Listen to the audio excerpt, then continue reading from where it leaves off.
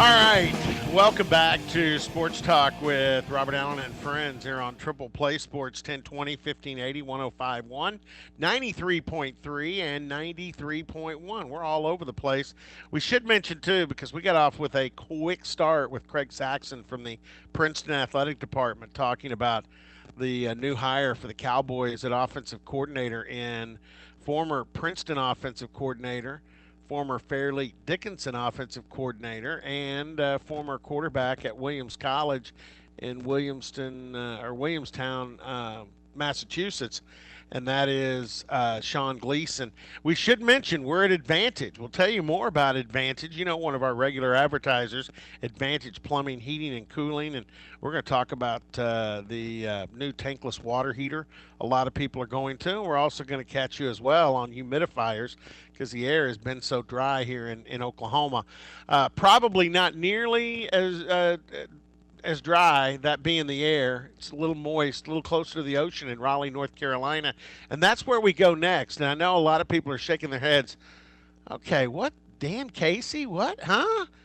What's his connection to Sean Gleeson? I think he's an admirer, and an admirer that has studied some of the things that Sean Gleeson has done in that Princeton offense, and that is the head coach at St. David's School there in Raleigh, North Carolina, a guy that has, graduated in the School of Theology, I believe, at Duke. He's a product of Davidson University. And that is Dan Casey. You can catch him on Twitter, again, at Coach Dan Casey, and he's got some interesting football stuff for X's and O's aficionados, which I like as well. Coach Casey, thanks for hopping on with us for a little bit. Absolutely. I appreciate you having me. Well, I think a lot of people, whether they stumbled or found whatever when they were Googling Princeton, Sean Gleeson, and the Princeton offense, your little tutorial on Twitter comes up quickly, and I thought it'd be great to get you on. Just an admirer, or have you crossed paths with Coach Gleeson? Yeah, so me and Coach Gleason haven't officially met in person. We've talked a little bit on Twitter and stuff like that. I've been an admirer of that Princeton offense since about 2013 when I was in college, actually playing at Davidson, and we went up to Princeton to play them. When I was in school, I played safety, so I was watching their film and getting an idea of what they were trying to get done. That was back when James Perry was the offensive coordinator, but Coach Gleason was on the staff, and their offense has stayed pretty consistent and pretty dynamic since then. And I just remember watching. They were playing two quarterbacks at the same time, a righty and a lefty, and they had the lefty come in jet motion. They'd hand it off to the lefty, and he'd throw a sprint out pass off of jet motion, and it was just unbelievable to watch. It was stuff I'd never seen before. And ever since then, I've just been kind of obsessed with always trying to keep an eye on what Princeton was doing. And obviously, they've had quite a bit of success lately with Ivy League Players of the Year and undefeated seasons and winning championships. So it's been pretty impressive to watch them develop. But, I mean, all the way since back in 2013, I've always kept an eye on what's happening up in New Jersey. You look at the tutorial, and I'm thumbing through it right now. Your first video is Princeton running a Jet Now screen, which Oklahoma State runs quite a bit, and Absolutely. It's something. If you see the Pitt offense, or it used to be the Pitt offense, and I forget the name of the coordinator that shifted around, but he runs a lot of his offense, based off jet. You look at the second screen. It's a jet motion pop pass, which we see quite a bit in the Big 12. But then when you get down a little further, you get to that quarterback buck sweep, and you and I were talking quarterback run game. I think is what Coach Gundy was shopping for, and I think you think he hit a home run with Coach Gleason. Oh, without a doubt. I mean, you can just see the way that Princeton designed their quarterback run game was really effective. Obviously, they had a big, strong kid playing quarterback for them that ended up being Ivy League Player of the Year. I think his name is John Lovett.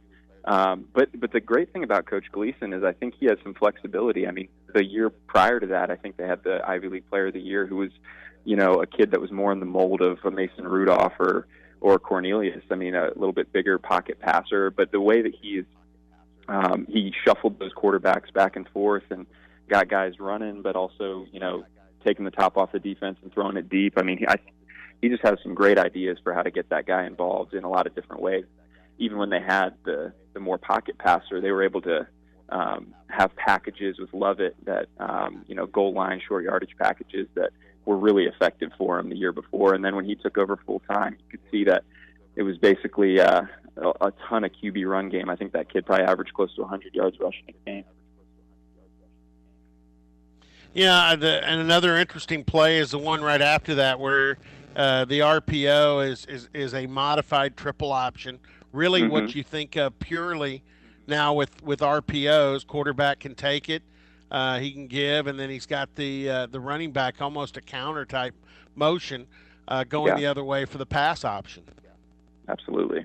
Yeah, and I think, the way that the Big 12 offenses are trending, getting the ball on the edge quickly is what a lot of folks are trying to get done. And I think Coach Gleason's been doing that for several years now at Princeton, and now being able to do it with the kind of athletes that you guys have in Stillwater, that's going to be pretty fun to watch. Yeah, here's something too, and I don't know what your aspirations are. You and I just talked about 20 minutes ago for the first time. But this is one thing that Coach Gundy has always professed, and I know that we've got an offensive minded head coach at a private school in Oklahoma City that I know Mike Gundy's been good friends with his dad, who was the former head coach there at Heritage Hall, and that's Brett Bogert. His dad was Andy Bogert, longtime head coach at Heritage Hall. Absolutely. And one of the most one of the most crazy, wild, inventive offensive minds. And Mike Gundy has always said, look, okay, we're coaching at the Division I level, and there's guys that are coaching at the NFL. But the best coaches in the world, you can find them at high schools, you can find them at small colleges and junior colleges. And Mike Gundy is not just saying that, he's living that, because his last offensive coordinator hire was Mike Yursich from Shippensburg State, the Pennsylvania State Athletic League. And now he's gone to the Ivy League to get Sean Gleeson. He's not exactly going, to the big names and trying to hire them. He's bringing these up-and-comers.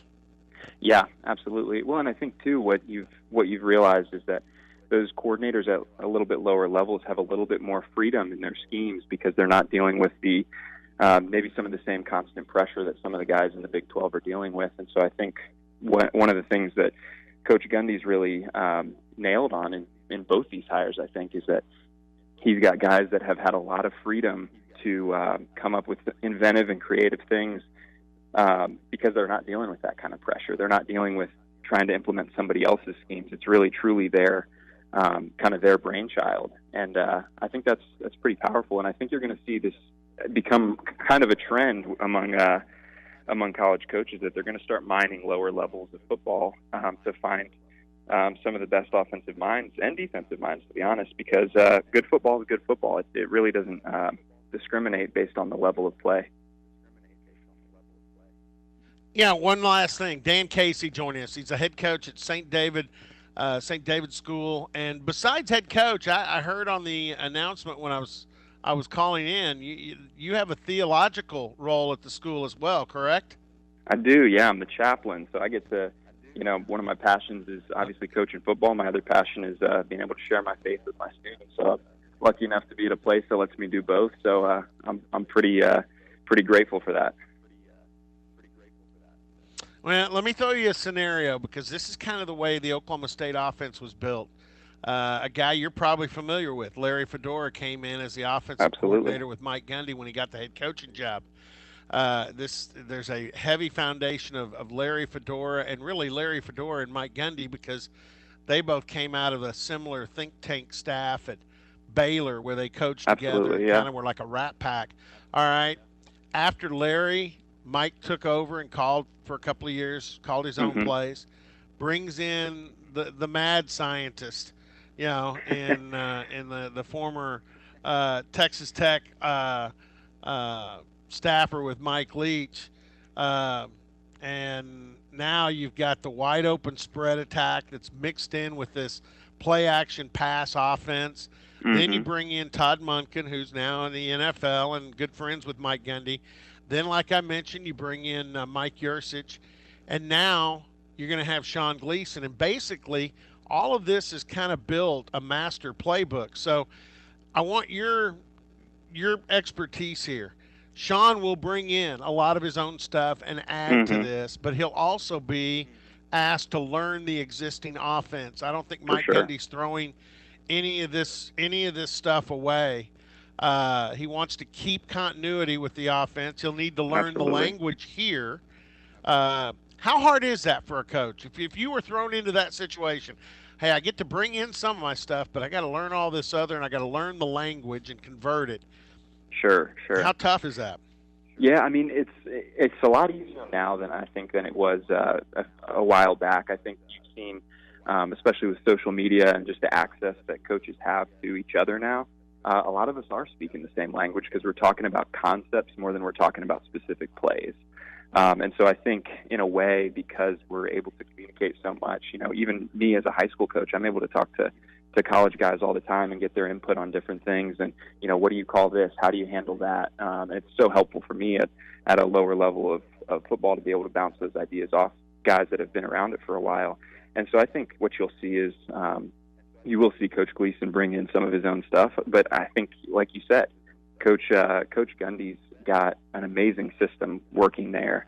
And when you get to collaborate like that, I mean, that's one of the most fun parts as a coach is getting to collaborate, getting to bounce ideas off each other, what works, what doesn't. And so now that coaches more than ever are working off of concepts, less than specific plays, it's a lot easier than it's ever been to come in and give some of your input, but also work off of some of the stuff that the existing coaches are doing. Yeah, and I can guarantee you, Dana Holgerson lived at West Virginia with some of the run concepts he picked up Hmm. here before he had Will Greer. He had a couple of dry years at quarterback, and Yeah, he looked more like Mike Gundy's all offense. And again, I'm sure Mike Yursich will pull a few things and take those with him to Ohio State. I know Todd Todd learned all that Holgerson stuff and took some of that with him, and now he's kind of schooled on that. And everybody in the NFL is trying to absolutely. learn a lot of the air raid stuff and apply it. Yeah. So Oklahoma State's become a good exchange point for a lot of these guys. It really has. It's been, and I think that speaks to Coach Gundy's leadership and his ability to adapt his schemes to allow some of these younger guys to come in and have input. And I think that's why, he's setting the tone and really creating a trend, I believe, in some of the hires that he's made because it's working. Dan Casey, he's a good read at Coach Dan Casey on Twitter, and you'll learn a little bit about what Sean Gleeson does at Princeton with that Twitter tutorial on the Princeton offense. And Coach, if you ever make your way down here for, I know the OSU's got a coaches clinic coming up here during spring Absolutely, yeah. football. If you ever make your way down here for any reason, please let us know. We'll get you on again. Heck, we'll buy you lunch. I appreciate that. Thanks so much for having me. Hey, Dan, I appreciate it. Best of luck there at St. David's School, and I look forward to talking to you again sometime. Love the stuff on Twitter. Yes, sir. Thank you. Have a good one. All right, Dan Casey from the St. David's School in Raleigh, North Carolina, and yeah, some good stuff. And it's it's so that if you're somebody that I'd like to know more about this, but man, I don't understand all those X's and O's and nub tight ends and trips to the boundary and exchange routes and coming shallow cross underneath and counters and all that. Hey, he cuts through it. He really he shows it to you in video, explains it in maybe the more complex language, but then comes back with the explanation. It's a good read. It's a good read, and you can pick up on some things. So, yeah, I noticed several people in the media using it, and probably helped them to get through some things they didn't understand.